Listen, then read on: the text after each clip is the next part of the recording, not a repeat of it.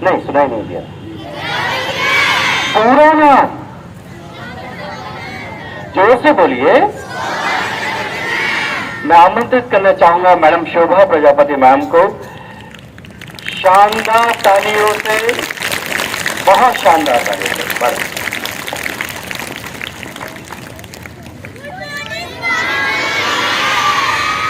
Good morning बच्चों। इससे पहले मैं कुछ कहूं, आपको समझ में आ रहा है कि रश्मि मिश्रा मैडम को क्यों बुलाया, मीना कपूर मैडम को क्यों बुलाया, मुझे क्यों बुलाया, बाकी सबको क्यों नहीं?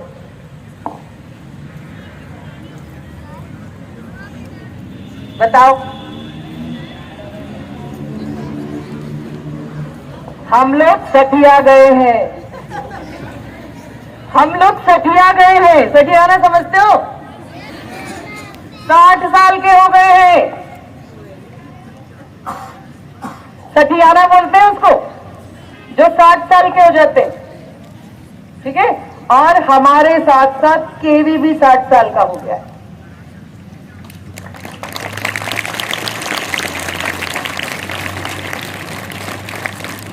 हमको केवी में आना था, इसलिए पहले केंद्रीय विद्यालय संगठन की स्थापना हुई और उसके बाद हमारा जन्म हुआ। ठीक है। तो हम तीनों यहाँ जो मंच पर हैं, विशेष रूप से मैं प्राचार्य जी का धन्यवाद करूंगी कि उन्होंने हमको ये अवसर दिया, क्योंकि अब अगले फाउंडेशन डे में शायद हम नहीं रहेंगे, उसके पहले हम तीनों रिटायर हो जाएंगे। तो ये हमको अवसर दिया कि हम अपनी यात्रा केवीएस में जो हमने की है, 35 सालों की यात्रा जिस तरह हमने की है केवीएस में, हम अपने अनुभव आपके साथ साझा करें। हम ये बताएं कि केवी ने हमको क्या दिया इतने सालों में। तो मैं तो आपसे ये कहूंगी कि मैं आज जो कुछ भी हूं, जो कुछ भी हूं, वो सिर्फ और सिर्फ केवी की देन है, सिर्फ केवी की देन है। इससे पहले मेरी कोई पहचान नहीं थी, इसके पहले मुझे कोई नहीं जानता था। मैं एक आम नागरिक थी और जैसे ही मैंने केंद्रीय विद्यालय संगठन में प्रवेश किया, मैं एक विशिष्ट बन गई, विशिष्ट नागरिक बन गई, मुझे एक पहचान मिली। तो केंद्रीय विद्यालय संगठन का बहुत बहुत धन्यवाद इस चीज के लिए कि मुझे आज जिस भी स्थिति में रखा है, उसका पूरा पूरा श्रेय मैं केंद्रीय विद्यालय संगठन को दूंगी। अब मैं आपको अपनी कुछ यात्रा बताऊंगी, कुछ ऐसे संस्मरण बताऊंगी कि मैं चाहती हूं कि आप सब सुने और उससे कुछ सीखे भी। सर मैं बोलूं ना? ये बात मैं शुरू करूंगी अपनी शादी के साथ। 1983 में मेरी शादी हुई और मेरे हस्बैंड एयरफोर्स में थे और एयरफोर्स स्टेशन आगरा में थे। हम शादी के बाद जब आगरा गए तो केंद्रीय विद्यालय का जो स्कूल है वो एयरफोर्स के गेट पे बना हुआ है। सबसे पहले केंद्रीय विद्यालय मैंने उस दिन देखा, इससे पहले मैं नहीं जानती थी कि केवी क्या है। और चूंकि मुझे शुरू से ये था कि मुझे टीचर बनना है, मुझे टीचर बनना ये मेरे अंदर था, लेकिन मेरी पारिवारिक स्थिति मायके की ऐसी नहीं थी कि पिताजी मुझे ज्यादा पढ़ा पाए। मैंने सिर्फ ग्रेजुएशन किया था और मेरी शादी हो गई। तो मैंने उसी समय जब मैंने केंद्रीय विद्यालय आगरा कैंट देखा, मैंने अपने हस्बैंड से कहा कि ये कौन सा स्कूल है। उन्होंने मुझे सारी जानकारी दी और मैंने सिर्फ इतना पूछा कि इसमें टीचर बनने के लिए क्या करना पड़ता है। उन्होंने मुझे कहा तुम्हें किस चीज का टीचर बनना है, कौन से सब्जेक्ट का बनना है। मेरा फेवरेट सब्जेक्ट इकोनॉमिक्स ही था। मैंने कहा मुझे इकोनॉमिक्स का टीचर बनना है। उनको बहुत सारी जानकारी थी, बोले इसके लिए तुम्हें अभी पढ़ना पड़ेगा। मैंने कहा मैं पढ़ूंगी। और फिर शादी के बाद मैंने एमए किया, उसके बाद बीएड किया और बीएड जैसे ही मेरा खत्म हुआ, केंद्रीय विद्यालय संगठन की वैकेंसी निकली मैंने फॉर्म भरा और मैंने पीआरटी के लिए भी भरा और पीजीटी के लिए भी भरा। पीजीटी के लिए मैं एलिजिबल नहीं थी और उस समय एग्जाम नहीं हुआ करती थी, सिर्फ इंटरव्यू होते थे। और मेरा कॉल आया और मेरिट लिस्ट में मेरा 6 नंबर था उस समय। मैंने इंटरव्यू दिया और पहली बार में मेरा सिलेक्शन हुआ और मैं उसी समय से पीजीटी हूं। और मुझे जो स्कूल मिला वो था केंद्रीय विद्यालय क्रमांक 2 जालंधर कैंट, पंजाब। अब सुनिए, उस समय पंजाब मतलब ये 88 की बात हो गई, 5 साल लगे मुझे ये सब जर्नी में। और 88 में 30 सितंबर 88 को मुझे केंद्रीय विद्यालय क्रमांक 2 जालंधर ज्वाइन करना था। अब विडंबना देखिए, उस समय पंजाब में आतंकवाद था। आपको नहीं पता होगा, आप तो पैदा भी नहीं हुए। 88 में आतंकवाद अपनी चरम सीमा पर था। पंजाब को एक अलग देश बनाने की बात चल रही थी। दिन दहाड़े लोगों को मारा जाता था, गोलियों से उड़ा देते थे। कोई शाम को 7 बजे के बाद घर से नहीं निकलता था। इतनी भयावह स्थिति थी। बस से निकाल निकाल के लाइन पे खड़ा करके और ऐसे गोलियों से मार दिया जाता। उन हालातों में मुझे 30 सितंबर को केवी ज्वाइन करना था, लास्ट डेट थी।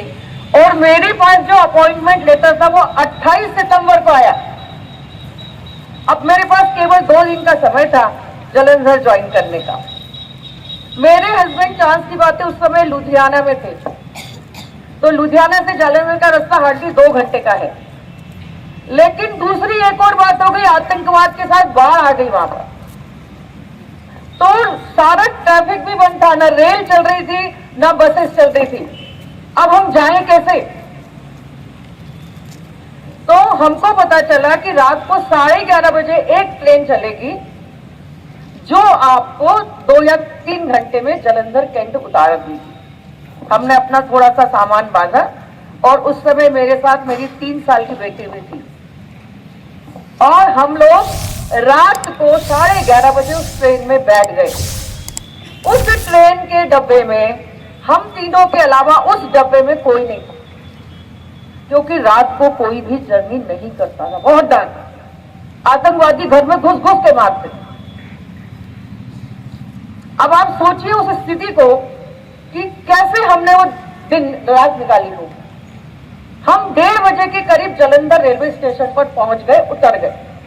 अब वहां सन्नाटा, कोई नहीं, हमको कोई बताने वाला भी नहीं कि हमें कहां जाना है। फिर वहां पर जो रेलवे के ऑफिसर थे एक, वो हमको मिले। उन्होंने कहा भी रात में जाना तो ठीक नहीं है, आप यहीं रुकिए। और वहां के वेटिंग रूम वाले सब बंद। अब हम क्या करें? फिर हमने चादर बिछाई प्लेटफॉर्म पर और सो गए। अब सोचो नींद आएगी, क्योंकि कभी भी कोई भी आके हमको गोली मार देगा। उन हालात में हमने रात निकाली। सुबह जब उजाला हुआ फिर हम बाहर निकले और हम केवी नंबर 2 जालंधर कैंट पहुंचे 29 सितंबर को।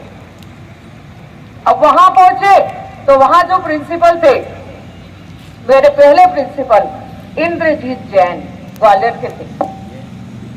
जैन मिले पहले प्रिंसिपल और आखिरी भी जैन।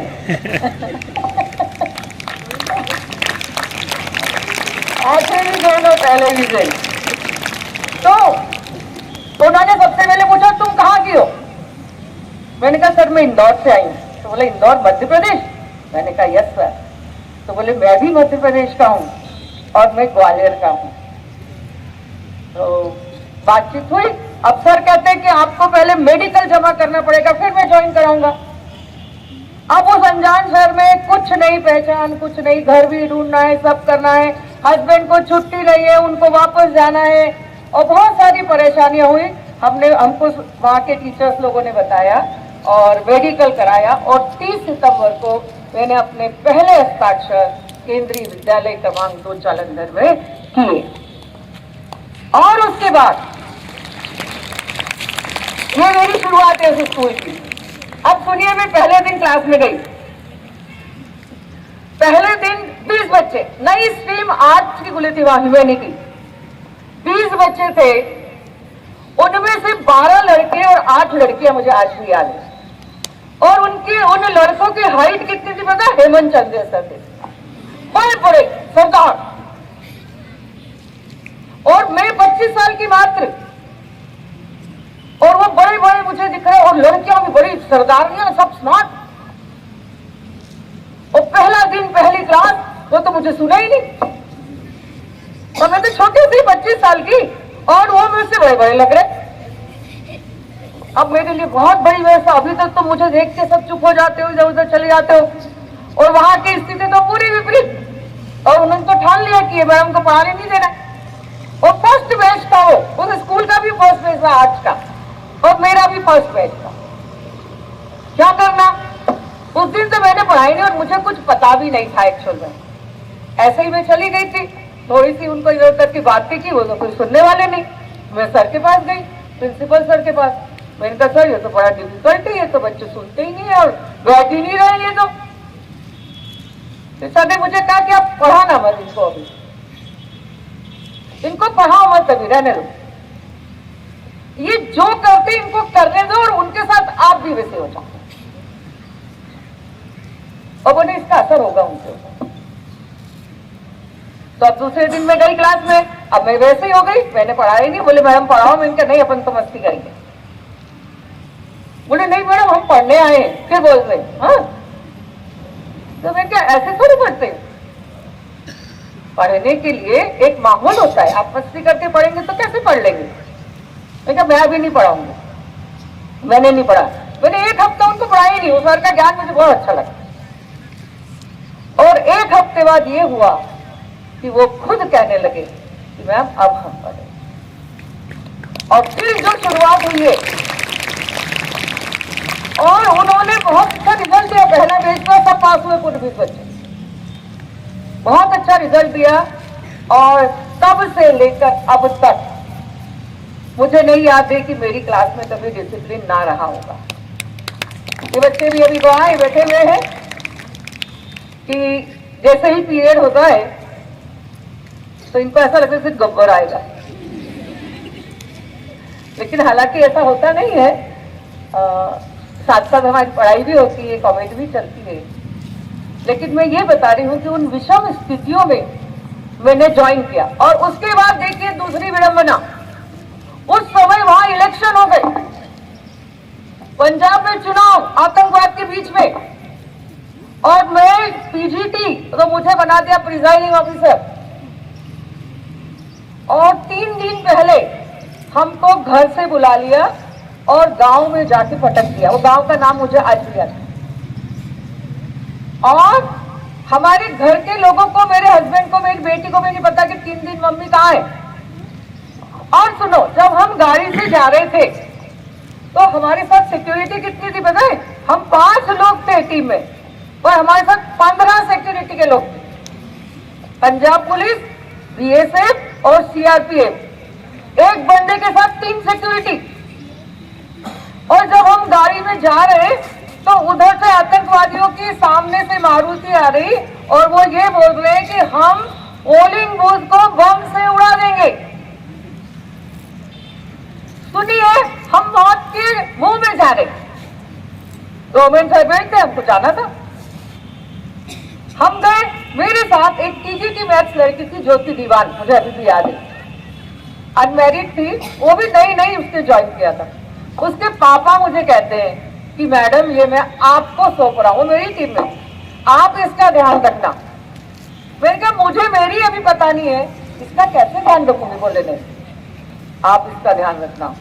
अब रात को जब हम सोए तो उधर से खूब